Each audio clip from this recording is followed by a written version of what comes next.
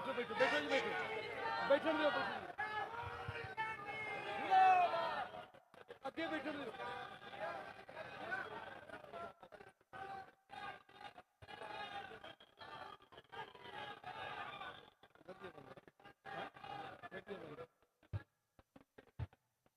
आशीष आशीष पीछे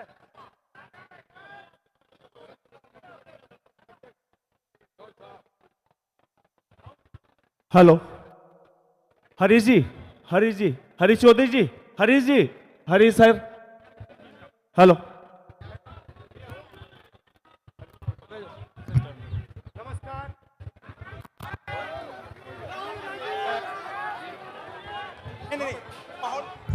हेलो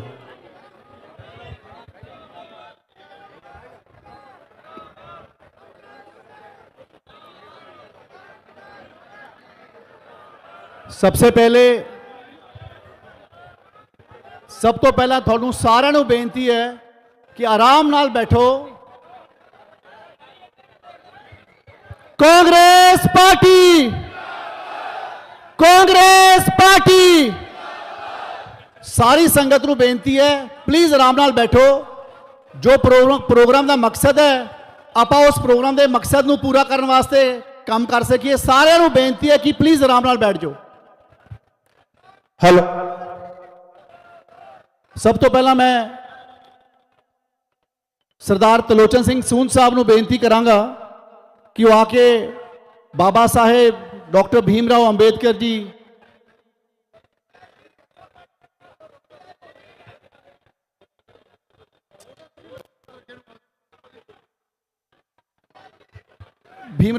जी की फोटो आके बॉस ਨੂੰ प्रेजेंट करें।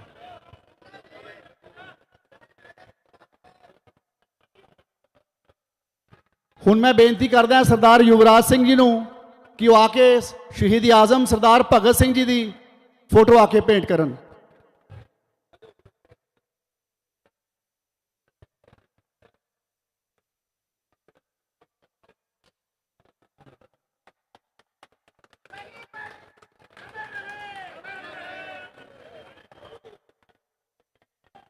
कॉन्स्टिट्यूशन वास्ते सारे बेनती करते हैं रजिंदर शर्मा जी, मनजिंदर मोहन जी, हरबंस सिंह जी, दरबजीत सिंह जी ते कीमती सद्दी जी कि आके कॉन्स्टिट्यूशन का एक छोटा जा प्रीएम्बल सर नूं पेश करेंगे।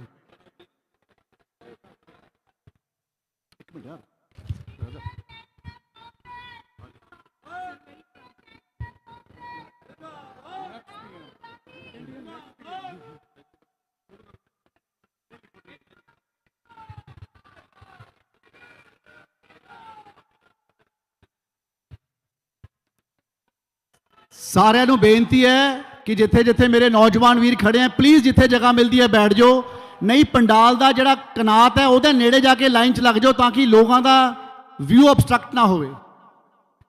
अज अपने सब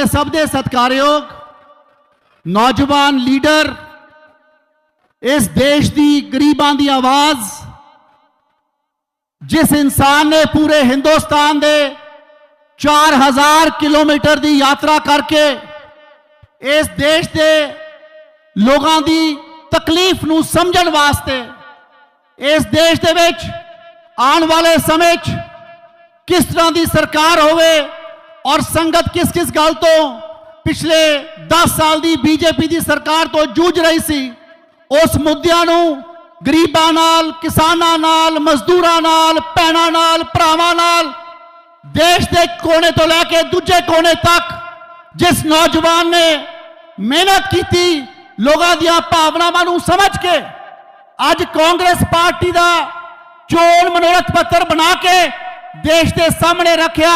मैं सब तो पहला थोड़े सारे वालों राहुल गांधी जी नूं इस पवित्र धरती ते पहुंचण ते जी आया आखदा।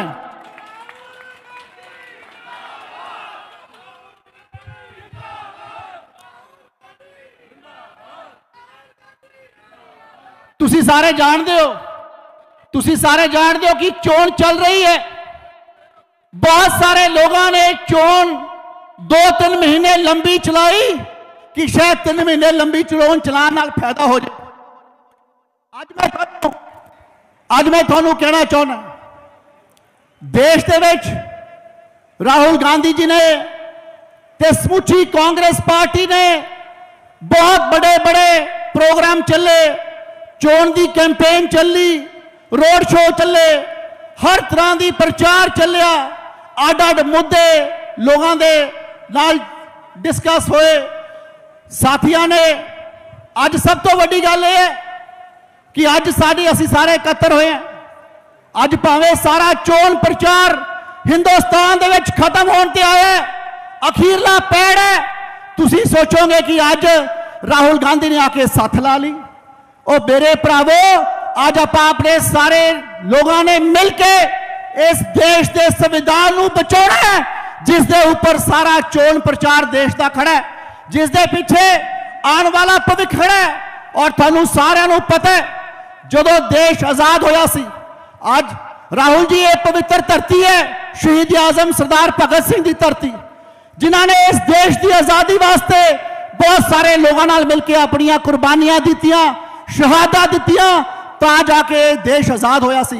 और ये देश जदों आजाद होया और आजादी तो बाद एक संविधान बनया, जिस संविधान के तहत डॉक्टर भीमराव अंबेडकर जी ने इस देश को संविधान दिता। और पिछले 74 सालों तो आप लोग उस संविधान का आनंद मान रहे हैं। और तुसी सारे ये भी जानते हो कि जो संविधान है, इस दे तहत ही सानू सारिआं नू वोट पाने की ताकत मिली है।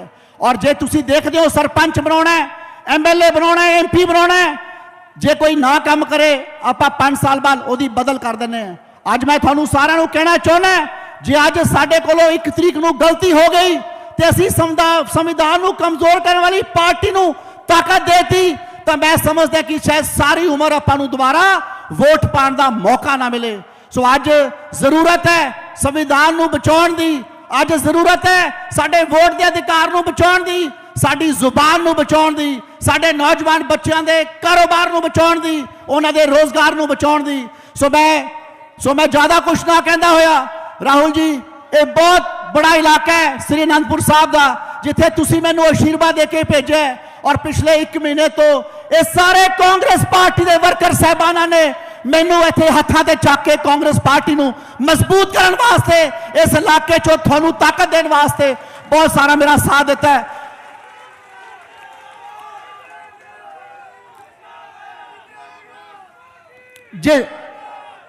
जिस तरीके से जैसे आपने मुझे 2009 में संगरूर में छोड़ा था और फिर मेरी आपने बाजू पकड़ी और मैंने लगातार 12 साल संगरूर में काम किया, ईमानदारी से किया, अच्छे तरीके से किया, उस क्षेत्र के लोगों को हर वो सुविधा दिलाने की कोशिश की जो आपके माध्यम से मुझे आशीर्वाद मिलता रहा। और वहां पे अस्पताल बने, आपने उद्घाटन भी किया, वहां पे बच्चों के खेलने के बड़े स्टेडियम बने, सड़कें बनी, स्कूल बने, हर चीज बनी।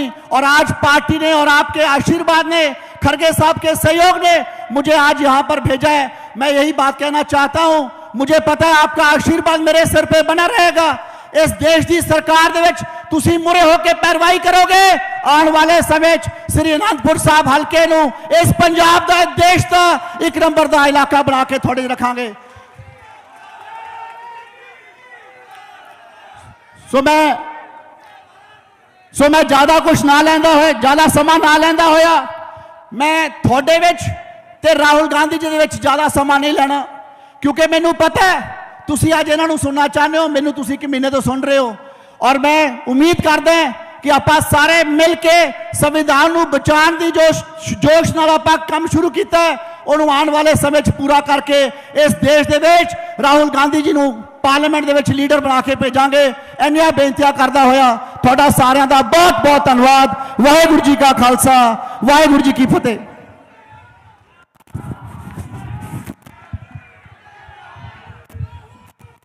धन्यवाद सिंगला जी।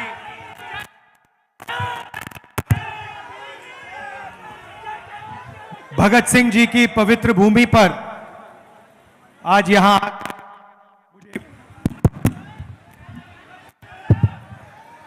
आकर मुझे बहुत खुशी हो रही है।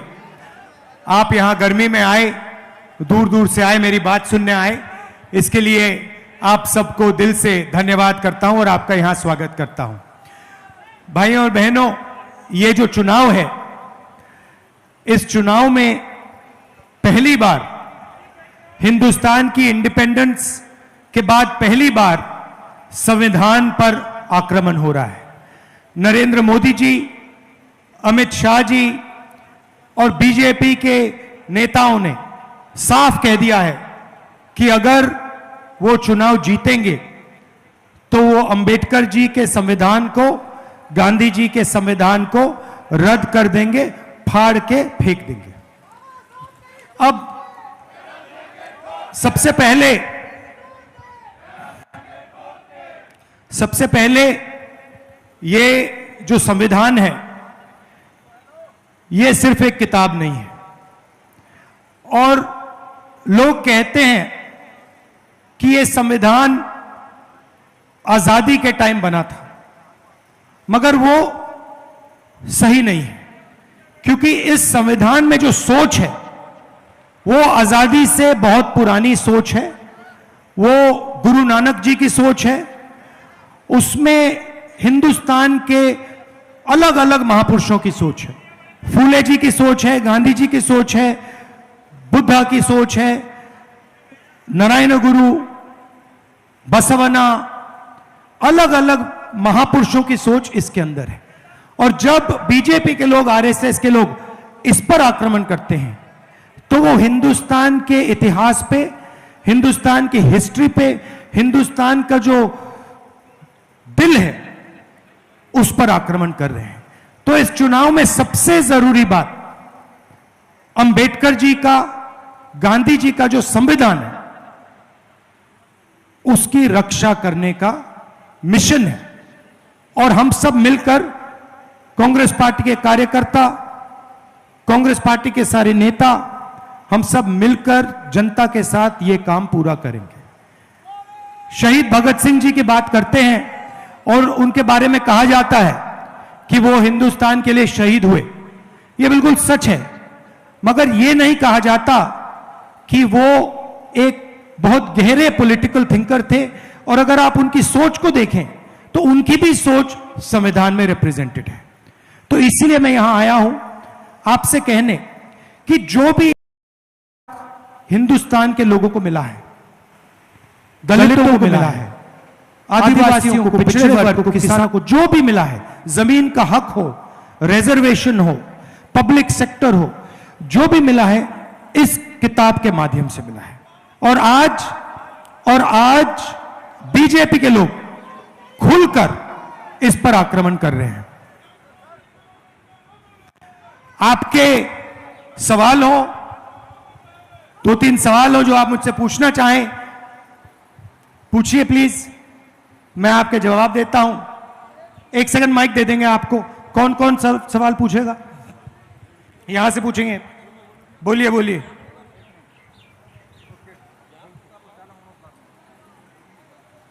अब बोलो,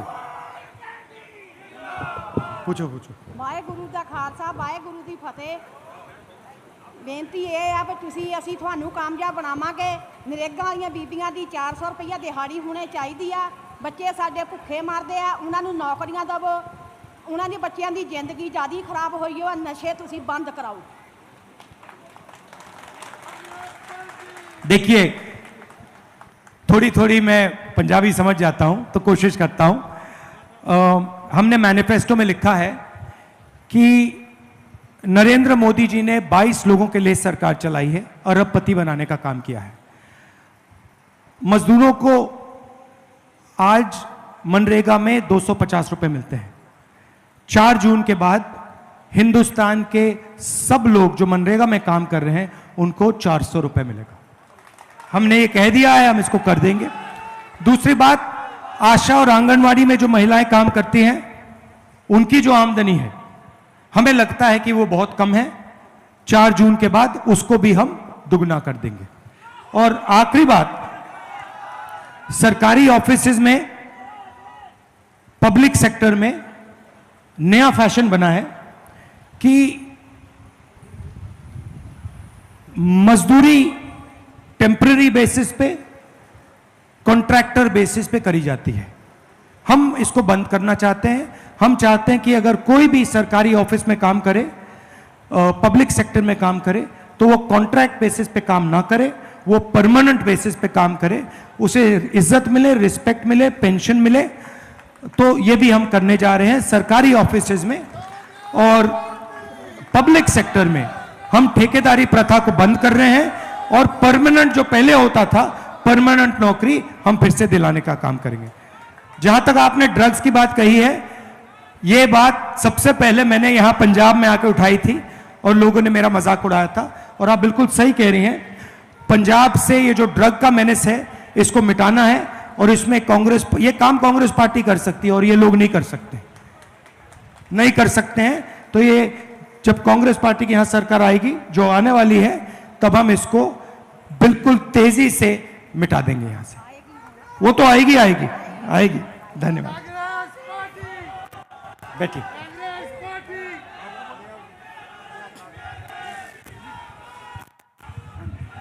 मैं ज्ञानचंद एक आम आदमी मैं ਗਿਆਨਚੰਦ ਇੱਕ ਆਮ ਆਦਮੀ ਆ। ਮੈਂ ਲੱਕੜ ਦਾ ਕੰਮ ਕਰਦਾ ਸੀ। ਅੱਜ ਤੋਂ 10 ਸਾਲ ਪਹਿਲਾਂ ਬਹੁਤ ਵਧੀਆ ਕੰਮ ਚੱਲਦਾ ਸੀ। ਅੱਜ ਹਾਲਾਤ ਇਹ ਹੋ ਗਏ ਕਿ ਸਾਰੇ ਅਸੀਂ ਘਰ ਦੇ ਰੋਟੀਆਂ ਆਵਾਜ਼ਾਰ ਹੋ ਗਏ। ਮੇਰੇ ਖਿਆਲ ਆ ਕਿ ਮੇਰੇ ਵਰਗੇ ਤੁਹਾਡੇ ਵੀ ਬਹੁਤ ਸਾਰੇ ਬੱਚੇ ਆ ਜਿਹੜੇ ਘਰਾਂ 'ਚ ਡਿਗਰੀਆਂ ਕਰਕੇ ਬੈਠੇ ਆ। ਕੋਈ MBA, ਕੋਈ BCA, ਕੋਈ ਕੁਝ ਕਰਕੇ ਬੈਠਾ। ਕਿਸੇ ਨੂੰ ਕੋਈ ਕੰਮ ਨਹੀਂ, ਕੋਈ ਐਸਾ ਇਲਾਕੇ 'ਚ ਫੈਕਟਰੀ ਨਹੀਂ।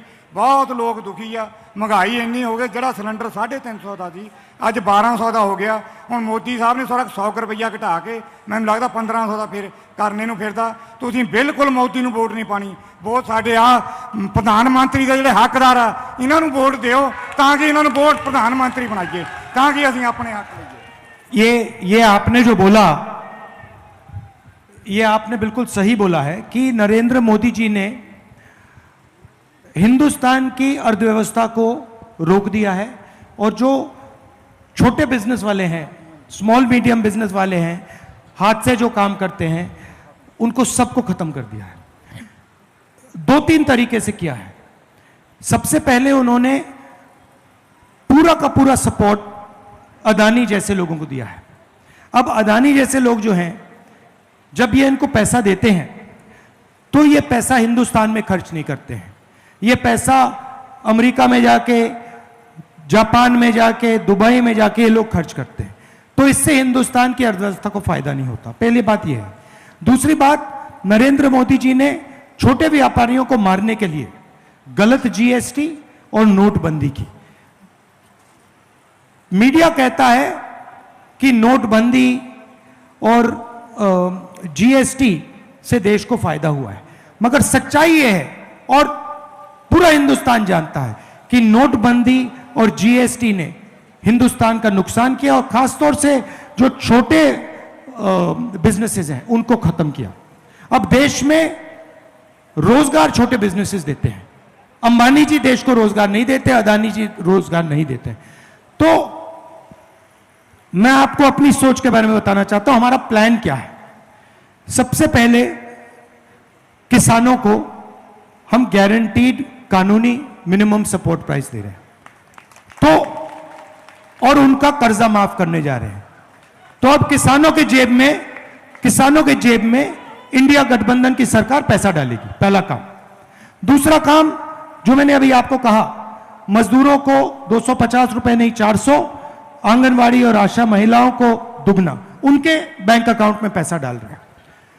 तीसरा, महालक्ष्मी योजना। हिंदुस्तान के सब गरीब लोगों की लिस्ट बनेगी। पंजाब में, उत्तर प्रदेश, बिहार, हर प्रदेश में जो भी गरीबी रेखा से नीचे हैं उनके नाम लिस्ट पे आएंगे। हर परिवार में से एक महिला का नाम चुना जाएगा और उस महिला को हर महीने 8,500 रुपए ठकाठक अंदर, साल के 1 लाख रुपए। तो करोड़ों महिलाओं को हम साल का 1 लाख रुपए देंगे और वो उस दिन तक मिलेगा जब तक वो गरीबी रेखा से निकल जाएंगे। तीसरी बात, पहली नौकरी पक्की स्कीम। आपने ग्रेजुएट्स की बात की, आपने इंजीनियर्स की बात की। हिंदुस्तान में मोदी जी ने इंजीनियर्स को, ग्रेजुएट्स को कहा कि आप लोग पकौड़ा बनाओ। मैं दिल्ली रेलवे स्टेशन गया, वहां एक युवा मिला, सिविल इंजीनियर, वो कुली का काम कर रहा है। तो यह बहुत बड़ी समस्या है, बेरोजगारी की समस्या है। इसको हल करने के लिए पहला काम 30 लाख सरकारी नौकरियां हम आपके हवाले करने जा रहे हैं जो खाली पड़ी हुई हैं। दूसरा काम, पहली नौकरी पक्की, 1 साल की नौकरी पब्लिक सेक्टर में, प्राइवेट सेक्टर में, BHEL, HAL जैसे कंपनीज में, इंडियन ऑयल में, हिंदुस्तान पेट्रोलियम में, सरकारी ऑफिसेज, सरकारी यूनिवर्सिटीज, सरकारी कॉलेजेस, सरकारी अस्पतालों में ये नौकरियां मिलेंगी। ये नौकरी का अधिकार होगा, तो कोई भी युवा 1 साल का अधिकार मांग पाएगा, सरकार को देना ही होगा। महीने का 8,500 रुपए, साल का 1 लाख रुपए, खटाखट खटाखट खटाखट अंदर। अब मैं जानता हूं कि ये मीडिया वाले कहेंगे कि देखिए इंडिया गठबंधन की सरकार गरीबों की आदत बिगाड़ रही है। जब अदानी को पैसा मिलता है, अंबानी को पैसा मिलता है, तो ये कहते हैं देखो देखो विकास हो रहा है, और जब गरीबों की जेब में पैसा जाता है तो ये कहते हैं गरीबों की आदत बिगाड़ रहे हैं। तो मैं इनको मैसेज देना चाहता हूं, आपको जितना बोलना है बोलो, ज्यादा बोला तो 1 लाख के 2 लाख कर देंगे।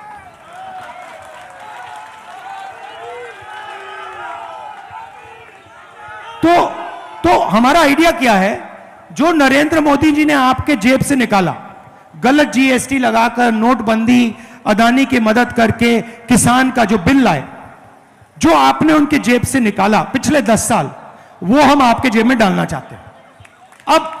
अब ये मत सोचिए कि हम सिर्फ आपके जेब में पैसा डालना चाहते हैं। हमारा एक और लक्ष्य, छुपा हुआ लक्ष्य, हम क्या करना चाहते हैं, जैसे उन्होंने अदानी जी को पैसा दिया, अदानी जी ने इसको विदेश में खर्च किया, हम आपके जेब में पैसा डालना चाहते हैं, क्योंकि हम जानते हैं कि आप इस पैसे को यहीं खर्च करोगे, गांव में खर्च करोगे, शहरों में खर्च करोगे, हिंदुस्तान में खर्च करोगे।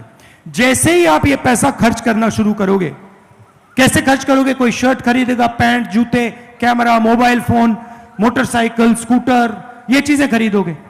जैसे ही आप ये चीजें खरीदना शुरू करोगे, इन सारे के सारे प्रोडक्ट्स का डिमांड बढ़ेगा। जैसे डिमांड बढ़ेगा, फैक्ट्रियां इन चीजों को बनाना शुरू कर देंगी, और उन्हीं फैक्ट्रियों में जिन लोगों की आप बात कर रहे हो, जो अनएम्प्लॉयड ग्रेजुएट्स हैं, उनको रोजगार मिलना शुरू हो जाएगा। तो हमारी सोच है कि हम हिंदुस्तान की इकोनॉमी को जंप स्टार्ट करें। जैसे गाड़ी में, मोटरसाइकिल में पेट्रोल डाला जाता है, उसके बाद चाबी घुमाई जाती है। अब नरेंद्र मोदी क्या कर रहे हैं, पेट्रोल निकाल दिया गाड़ी से, आपके जेब में से पेट्रोल निकाल दिया, सबके जेब में से पेट्रोल निकाल दिया, और वहां बैठे चाबी घुमा रहे हैं, कुछ हो ही नहीं रहा है, गाड़ी स्टार्ट ही नहीं हो रही।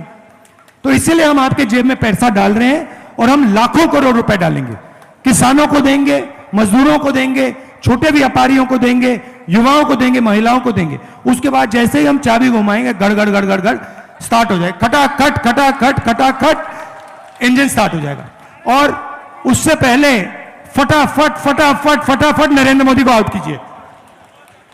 तो ये हमारी सोच है, ये हमारी सोच है, और इससे पूरे देश के लोगों को फायदा होगा, अर्थव्यवस्था फिर से चालू होगी, और रोजगार युवाओं को मिलना शुरू हो जाएगा। मगर यह सब नहीं हो सकता अगर इसको मिटा दिया गया, अगर यह हमारे हाथ में नहीं है, ठीक है। तो आजादी से पहले जो होता था वो होगा। दलितों को कोई रिस्पेक्ट नहीं मिलेगी, जगह नहीं मिलेगी, पिछड़ों को कोई रिस्पेक्ट नहीं मिलेगी, कोई अधिकार नहीं होगा, गरीब लोगों को कुचला जाएगा, किसानों को परे कर देंगे, मजदूरों को बंदा बिल्कुल बांध देंगे। तो ये इसको बचाना सबसे जरूरी है, और इसको अंबेडकर जी ने दिया, पूरी जिंदगी दी उन्होंने, गांधी जी ने पूरी जिंदगी दी। हमारी जो आजादी की लड़ाई थी, उसको आप आजादी की लड़ाई कह सकते हो, मगर सचमुच में वो संविधान की लड़ाई थी, इसके लिए वो लड़ाई लड़ी गई थी। तो ये मैसेज देना चाहता हूं आपको कि ये सपना देख रहे हैं बीजेपी वाले, नरेंद्र मोदी जी, कि हम संविधान को रख जाइए। एक सेकंड भैया, एक सेकंड बोल रहा हूं मैं। तो ये सपना देख रहे हैं कि हम एक बार फिर जैसे आजादी के पहले चलता था वैसे चलाएंगे, पूरी की पूरी सरकार अदानी जी के लिए चलाएंगे, एयरपोर्ट उनको दे दिए, पोर्ट्स दे दिए, इंफ्रास्ट्रक्चर दे दिया, डिफेंस इंडस्ट्री दे दी। आपको मालूम है अग्निवीर क्यों लागू किया? आप जानते हो अग्निवीर क्यों आया? जानते हो? मैं आपको बताता हूं। डिफेंस बजट में या आप हथियार खरीद सकते हो या फिर आप जवानों की देखभाल कर सकते हो। नरेंद्र मोदी जी ने अदानी जी को डिफेंस इंडस्ट्री के सारे कॉन्ट्रैक्ट्स पकड़ा दिए। आप इंटरनेट पे जाइए, पहले हिंदुस्तान की जो राइफल थी वो इंडियन ऑर्डिनेंस फैक्ट्री बनाती थी, कारतूस जो थे इंडियन ऑर्डिनेंस फैक्ट्री बनाती थी, हवाई जहाज HAL बनाता था। आज अगर आप जाएंगे अदानी डिफेंस को देखिए, इंटरनेट पे जाइए, अदानी डिफेंस टाइप कीजिए, अदानी डिफेंस हिंदुस्तान की राइफल बनाएगा, सारे कारतूस बनाएगा, सारे शेल्स बनाएगा, सारी फील्ड गन्स बनाएगा, ड्रोन बनाएगा, हवाई जहाज बनाएगा, सारा का सारा अदानी डिफेंस बनाएगा। पूरी की पूरी डिफेंस इंडस्ट्री अदानी जी को पकड़ा दी है, इन लोगों को पकड़ा दी है, पब्लिक सेक्टर को परे कर दिया है, और फिर कहते हैं कि हम 2 तरीके के जवान बनाना चाहते हैं। मतलब पहली बार हिंदुस्तान की हिस्ट्री में ये 3 कानून लाए किसान वाले, इन्होंने, इनकी कोशिश थी किसानों को मजदूर बना दो। अब इन्होंने नई चीज की है, अग्निवीर योजना में जवानों को मजदूर बना दिया है। सही बात है ना, कि आप आओ, आप यहां 3 साल काम करो, उसके बाद जूता मार के आपको बाहर भगा देंगे। 2 तरीके के जवान होंगे, एक अमीर घर का बेटा होगा, एक अमीर घर का बेटा होगा, उसे पेंशन मिलेगी, उसे कैंटीन मिलेगी, अगर वो शहीद होता है तो उसको शहीद का दर्जा मिलेगा, कॉम्पनसेशन मिलेगी, परिवार की पूरी रक्षा होगी और उसको फुल ट्रेनिंग मिलेगी।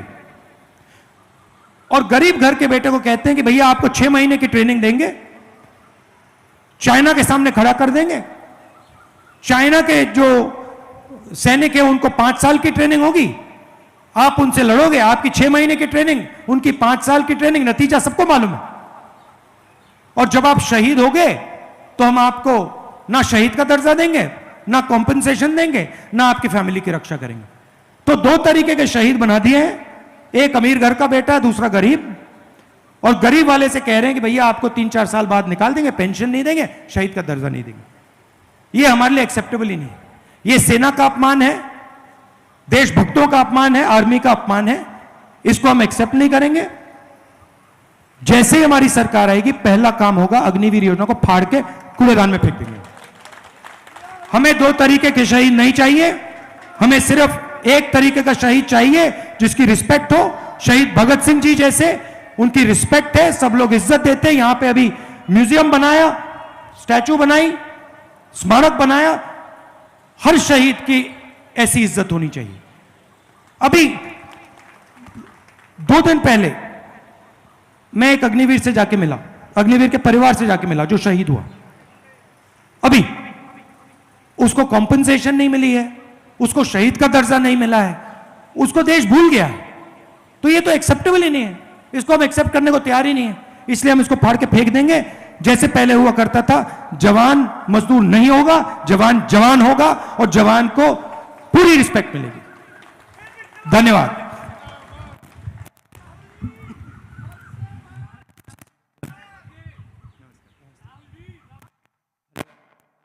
अब बोलता हूं।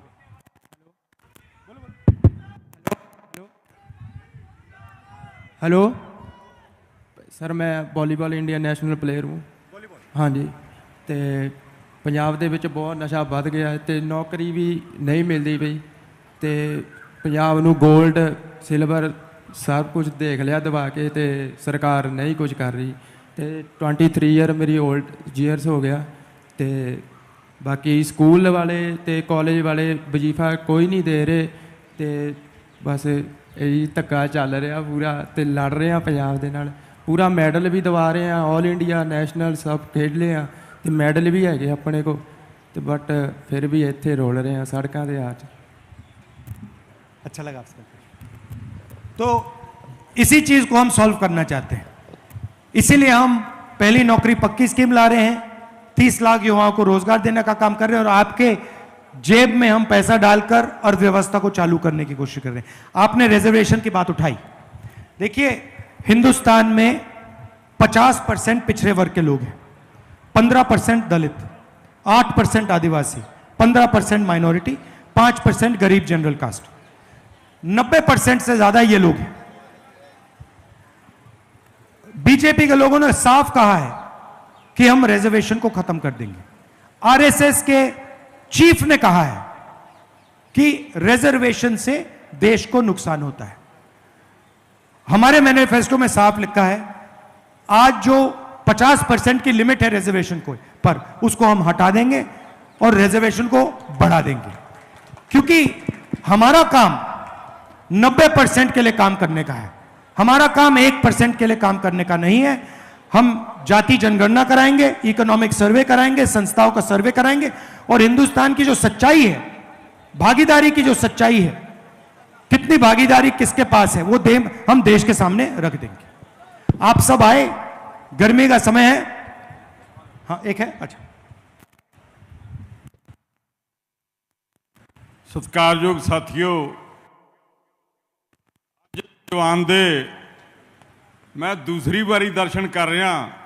एक बार मौका मिला सी आदमपुर की धरती ते, अज शहीद आजम भगत सरदार भगत सिंह जी जिन्हां ने इस धरती नूं अपने खून नाल सिंचिया, उस धरती ते इस जवान का मैं दर्शन कर रहा।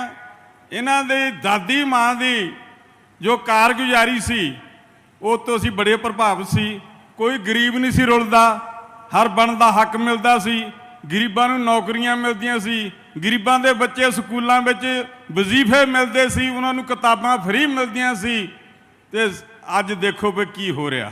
अज साडे बच्चे पढ़े लिखे आ, MA BEd आ, उन्हां नूं नौकरियां नहीं मिल रही।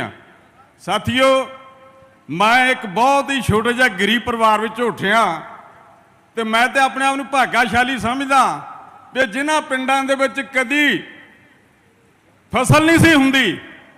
जिला नवां शहर का उदों साडा जिला जलंधर हुंदा सी, ते उत्थे कदी सरदार प्रताप सिंह जी कैरों मुख मंत्री बने पंजाब दे, उन्होंने बेई कढ़वाई, धरती आबाद हो गई, सेम चक्की गई।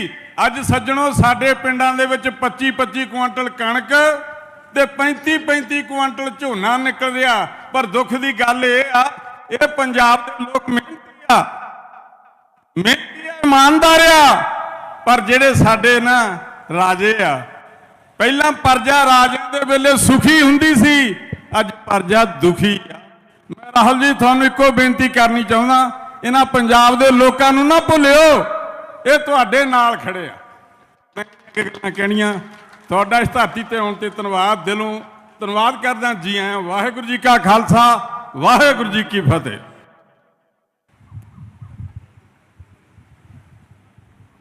हेलो।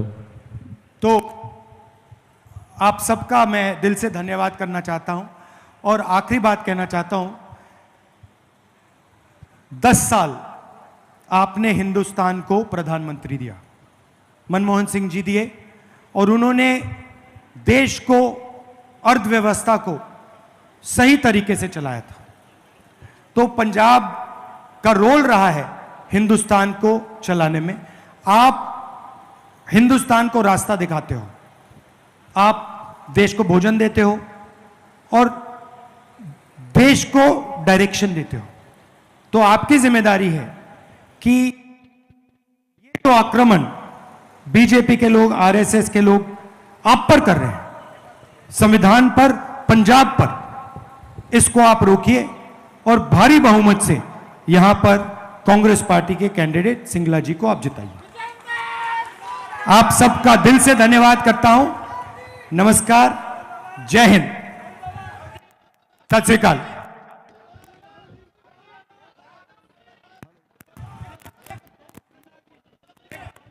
हेलो, एक मिनट। सिरोपा पेटकर वाली अजय मंगूपुर जी, कुलवंत सिंह जी ते रणधीर सिंह जी, ते फॉर किरपान वास्ते Rana KP Singh ji, chairman campaign committee. आओ आंटी।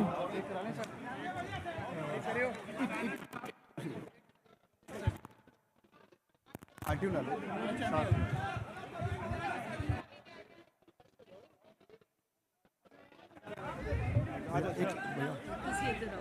आऊँगा सरोपा देना भैया।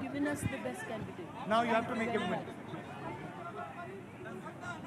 Thank you.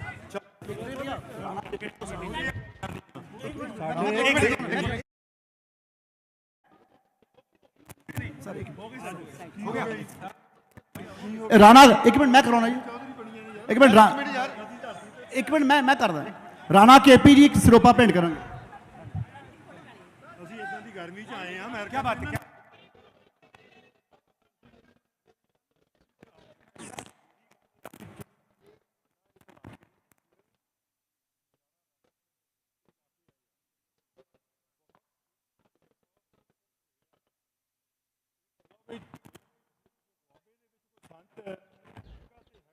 ਹਰਿਮੰਦਰ ਸਾਹਿਬ ਇੰਨੀ ਦੁਨੀਆ ਉੱਥੇ ਆਉਂਦੀ ਹੈ, ਜਾ ਕੇ ਆਏ ਆ।